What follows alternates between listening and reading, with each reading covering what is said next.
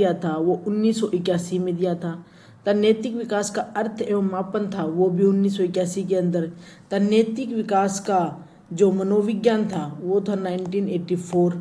उन्होंने कोलबर्ग ने जो नैतिक विकास दिया था उसमें उन्होंने अपनी एक स्टोरी बनाई थी। वो स्टोरी जो फेमस थ्योरी रही थी उसका नाम था हेंज की दुविधा। हेंज की दुविधा। एक क्वेश्चन आ जाता है कि कौन से मनोवैज्ञानिक ने हेंज की दुविधा स्टोरी का जिक्र किया है। तो जो फेमस स्टोरी थी जिसका कोलबर्ग थ्योरी ने नैतिकता विकास में यूज किया वो थी हेंज की दुविधा। फिर हम बात करते हैं कि नैतिकता क्या है। नैतिकता है कि क्या सही और क्या गलत है उसके बारे में अवधारणा कि है ना, हमने कुछ काम किया और हम देखते हैं कि वो सही है या गलत है, वो ही जो हमें ये बताए कि ये काम सही है तो हम उसको बोलते हैं कि नैतिकता है। अगर वो जो काम गलत हो तो उसको बोलते हैं अनैतिकता। तो जो ये धारणा है क्या सही और क्या गलत वाली, यही है नैतिकता। मतलब नैतिकता से क्या तात्पर्य है कि उस तरीके से जिसमें लोग दिशा निर्देशों या सिद्धांतों के एक सेट के अनुसार वहाँ चुनते हैं कि जो सही बनाम गलत हो, अच्छा बनाम बुरा हो, उसके बारे में निर्णय भी करते हैं। नैतिकता विकास क्या है? जहाँ लोग सही गलत को उचित अनुचित के बारे में प्रगतिशील समझ बनाते हैं, उसको बोलते हैं नैतिक विकास। फिर टर्म है मॉरल रियलिज्म, नैतिक यथार्थवाद। नियम निरपेक्ष और अनिश्चित हैं और उन्हें बदला नहीं जा सकता। जो नियम है ना वो फिक्स है, उनको बदला नहीं जा सकता। अगर नियम तोड़ोगे तो आपको सजा मिलेगी, उसको बोलते हैं मॉरल रियलिज्म, नैतिक यथार्थवाद। यथार्थ जो चीज़ है कि ये नियम है वो तो फॉलो ही करने पड़ेंगे, ऐसे वाली जो बात होती है उसको बोलते हैं नियम यथार्थवाद। नैतिक सहयोग, नियम जो सामाजिक परंपराएं हैं जिन्हें संबंधित पक्षों के सहमत होने पर चुनौती दी जा सकती है या संशोधित किया जा सकता है, उनको बोलते हैं नैतिक सहयोग। नैतिक सहयोग मीन्स जो हमें अच्छा बुरा की समझ करने में जो हमें सहयोग देते हैं, या फिर कुछ गलत हो तो हम उसको सही भी कर सकते हैं। इस टाइप की जो चीज़ें होती हैं वो होते हैं नैतिक सहयोग। जैसे एम्बुलेंस है और पूरे रोड के ऊपर फुल रोड है, इधर से भी गाड़ियाँ इधर से भी गाड़ियाँ, लेकिन तभी आवाज़ आती है एक सायरन की, उसकी वो एम्बुलेंस की, तो है ना सभी रास्ता छोड़ देते हैं। तो जो एम्बुलेंस है वो लाल बत्ती को भी क्रॉस कर देती है, तो उसने एक रूल तोड़ा है लेकिन लाल बत्ती वाला, लेकिन एम्बुलेंस का जाना उससे ज़्यादा ज़रूरी था। तो ठीक है, जो सामाजिक परंपराएं है ना उनको चुनौती दी जा सकती है, तो ऐसे जो होगा ना वो होगा नैतिक सहयोग। तो एम्बुलेंस लाल बत्ती को पार करती है, यह है एक नैतिक सहयोग। नैतिक दुविधा, मोरल डिलाइमा, नैतिक दुविधा होती है क्या सही है और क्या गलत है का बीच का भ्रम, कि है ना को अगर एक ही काम है और हम देखें कि उसमें हम ये डिसीजन नहीं कर सकते कि सही क्या है और गलत क्या है, वो जो बीच का भ्रम है उसी को बोलते हैं नैतिक दुविधा। मॉरल रीजनिंग, नैतिक तर्कना, सही एंड गलत के प्रश्नों में निर्णय लेने की प्रक्रिया होती है, वही है नैतिक रीजनिंग, नैतिक तर्कना।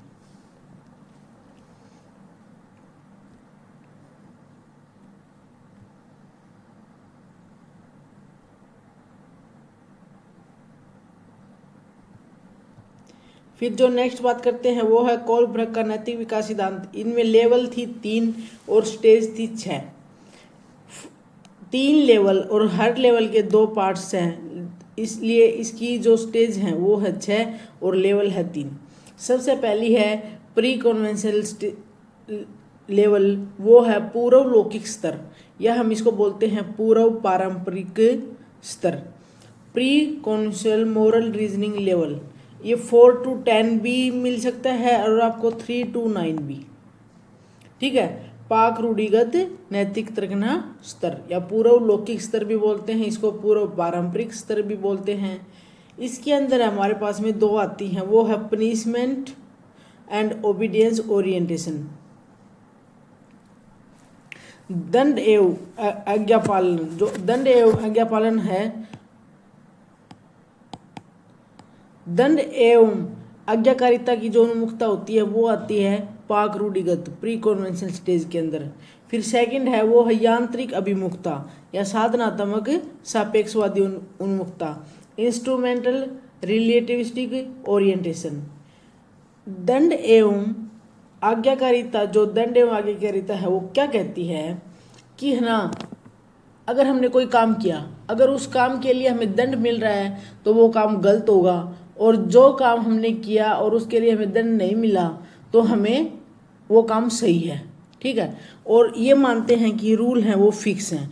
यह नैतिक विकास की पारंपरिक अवस्था होती है, छोटे बच्चों में आम मिलती है। ये बालक दंड से बचने के लिए कार्य करते हैं। नैतिकता केवल दंड से प्रेरित करती है, और नैतिकता और व्यवहार बाहरी, क्योंकि इसके अंदर है ना, बालक के अंदर खुद की अपनी मोरल नहीं होती। जैसे बड़े हैं जो वो अनुकरण करता है उनसे देख के ही वो सीखता है। तो जो नैतिकता और व्यवहार है वो है यहाँ पर बाहरी। बालक नियमों को निश्चित निरपेक्ष के रूप में देखते हैं। एग्जाम्पल की बात करते हैं, जैसे कोई बच्चा, एग्जाम्पल की बात करते हैं कि कोई बच्चा है वो सोचता है कि अगर मैं चुप रहूँगा तो शिक्षक मुझे डांट नहीं लगाएगा, तो उसने ये सही काम किया।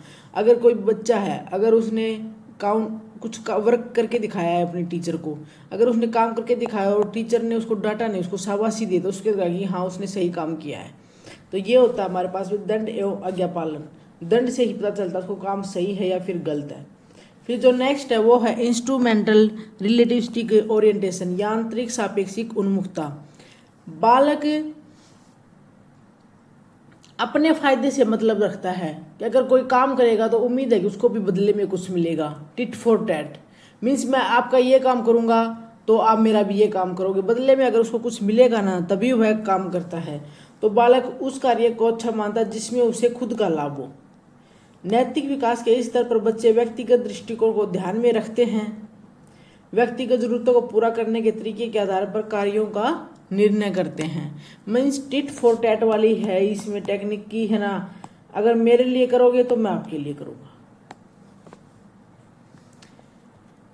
फिर जो नेक्स्ट है सेकंड लेवल, उसमें है कन्वेंशनल लेवल। कन्वेंशनल लेवल में है परंपरागत नैतिक तर्कना स्तर। पहले वाली थी वो कहाँ से थी, 3 से 9 मिल जाए या फिर 4 से 10 मिल जाए।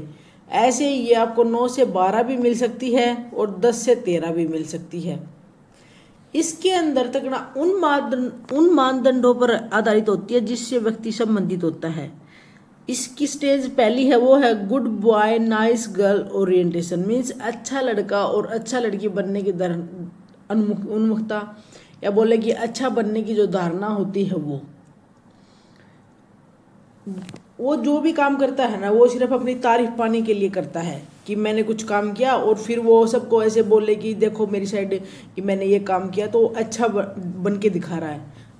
ये वाली जो धारणा रहती है वो अच्छा लड़का और अच्छा लड़की की बनने की धारणा वो परंपरागत लेवल के अंदर होती है। बालक प्रशंसा व अनुमोदन के प्रति आकर्षित होता है। इस स्तर पर सहयोग को व्यक्ति के सर्वोत्तम आचरण के रूप में स्वीकार किया जाता है। एग्जाम्पल है कि कक्षा में अच्छा बालक बनने के लिए अध्यापक से दूसरे बालकों की शिकायत करना।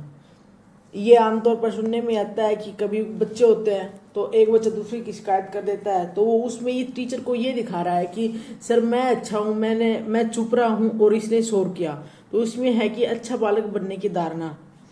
फिर जो सेकंड लेवल है स्टेज है वो है सोशल ऑर्डर मेंटेनिंग ओरिएंटेशन, सामाजिक क्रम संपोषित उन्मुखता, या हम बोले कि लॉ एंड ऑर्डर, नियम एंड कानून।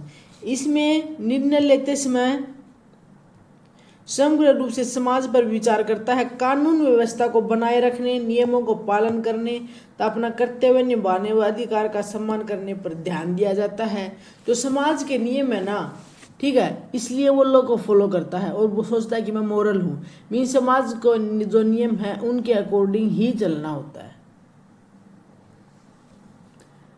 अगर उसको पता है कि ये ना चोरी करना गलत है, और अगर चोरी करेगा तो ये लॉ एंड ऑर्डर के अंदर आता है जिससे उसको पनिशमेंट मिलेगी, तो इसके अंदर वो नियम व कानून के बारे में जान जाता है। थर्ड लेवल है वो है पोस्ट कन्वेंशनल लेवल, उत्तर परंपरागत नैतिक तर्कना 12 से 18 ईयर्स, जो युवा प्रौढ़ अवस्था के रूप में भी जाना जाता है। इस स्तर पर व्यक्तिगत निर्णय स्वयं चुने हुए सिद्धांतों पर आधारित है और नैतिक तर्कना व्यक्तिगत अधिकार व न्याय पर आधारित है। यह स्तर सहयोगात्मक की नैतिकता के रूप में भी जाना जाता है। बालक का नैतिक आचरण आंतरिक नियंत्रण में होता है। सोशल कॉन्ट्रैक्ट ओरिएंटेशन, सामाजिक अनुबंध उन्मुखता, समाज के नियमों का पालन करता है और सही या गलत उसको पता है, लेकिन उसके लिए एक्शन भी लेता है अपने लिए। जब खुद की बात आती है ना, तब भी एक्शन लेता है कि अगर कुछ गलत हो रहा है समाज में, तब वो एक्शन ले रहा है, वो है खुद के लिए। और नेक्स्ट है सार्वभौमिक नैतिक उन्मुखता सिद्धांत। सार्वभौमिक मीन्स यूनिवर्सल इथिकल प्रिंसिपल। इसके अंदर जो एक्शन लेता है ना, वो दूसरों के लिए भी गलत हो तो भी लेता है, ठीक है। जैसे गांधी जी ने लिया पूरे जनता के लिए, सब जब अंग्रेज इंडिया के अंदर थे तब पूरी जनता के साथ गलत हो रहा था, तो गांधी जी ने स्टेप लिया। तो इस प्रकार जो सार्वभौमिक नैतिक उन्मुखता सिद्धांत है, उसके अंदर दूसरे सब के बारे में भी सोचता जो समाज में गलत हो रहा है, लेकिन जो सामाजिक संपर्क अभिमुखता है, पहले वाले जो बताई इसकी स्टेज, उसके अंदर बस अपने लिए ही गलत हो तो ही एक्शन लेता है। प्री कॉन्शियस लेवल है 3 से 9 पूर्व पारंपरिक। इसमें मोटिवेशनल और बिहेवियर होते हैं एक्सटर्नल। जो परंपरागत है उसके अंदर 9 से 12, उसके अंदर जो मोटिवेशन और इंटरनल होता है और बिहेवियर है वो एक्सटर्नल होता है। पोस्ट कन्वेंशनल लेवल है 12 से 18, उसके अंदर मोटिवेशन और बिहेवियर दोनों इंटरनल होते हैं। जो ये नैतिकता का सिद्धांत था, इसको पहले पियाजे ने भी दिया। सबसे पहले पियाजे ने ही नैतिक सिद्धांत का जिक्र हुआ, लेकिन उनका इतना फेमस नहीं हुआ। जो कोलब्रग की थ्योरी है वो ज़्यादा फेमस हुई है। इसलिए जो कोलब्रग का सिद्धांत है वो इम्पोर्टेंट है, बहुत ज़्यादा इम्पोर्टेंट है, बहुत ही ज़्यादा। और जो यूनिवर्सल सार्वभौमिक नैतिक उन्मुखता सिद्धांत है, इसके अंदर बच्चा वास्तविकता की बजाय तार्किकता पर आ जाता है, तार्किकता शुरू कर देता है। जैसे पूरे कॉलेज से एक बच्चों को निकाल रहे हैं और पूरा कॉलेज एकदम से साथ हो गया, तो वो भी इसी कैटेगरी के अंदर आता है।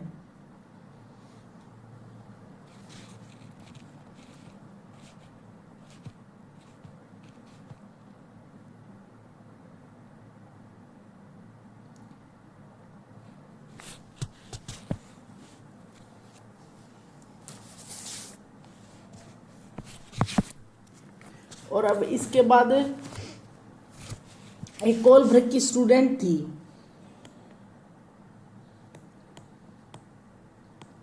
कोलब्रग की स्टूडेंट थी जिसने जो कोलब्रग का, उनका नाम था केनेल ग्रीनेन। उन्होंने क्या कहा, उन्होंने कहा जो ये कोलब्रग का सिद्धांत है ये सभी संस्कृतियों के लिए नहीं है, शहर गांव इंडिया में मतलब डिफरेंट है सभी के लिए। उन्होंने बताया कि इसके अंदर है ना परिकल्पना ज़्यादा है, परिकल्पना ज़्यादा है, इमेजिनेशन ज़्यादा है। और उन्होंने बोला कि ये हाइपोथेटिकल थिंकिंग है, जो इतना मोरल कोई नहीं होता जितना इन्होंने बता दिया, ठीक है। और डिफरेंट लेवल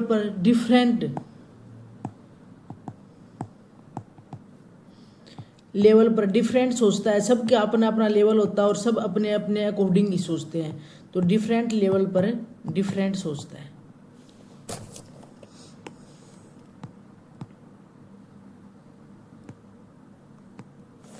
तो लेकिन फिर बाद में जो वोमेन वाला जो था एक केनेल ग्रीनेन, इसको इतनी वैल्यू नहीं दी गई। जो फेमस हुआ है वो इसके अंदर सिद्धांत हुआ है वो मेन है कोलब्रग का सिद्धांत। इम्पोर्टेंट टॉपिक है और है ना, कोई भी एग्जाम हो कोलब्रग के एग्जाम से क्वेश्चन आता ही आता है। एक बार तो स्टेट के अंदर मैं बताऊं कि 5 क्वेश्चन आए हुए थे कोलब्रग के सिद्धांत से, तो इसलिए इम्पोर्टेंट है। इसके जो प्रीवियस ईयर के क्वेश्चन पेपर है वो भी आगे सीरीज में आपकी उनकी वीडियो भी आपको जरूर मिलेगी चैनल के ऊपर, इसलिए चैनल को लाइक शेयर एंड सब्सक्राइब करें। Thank you.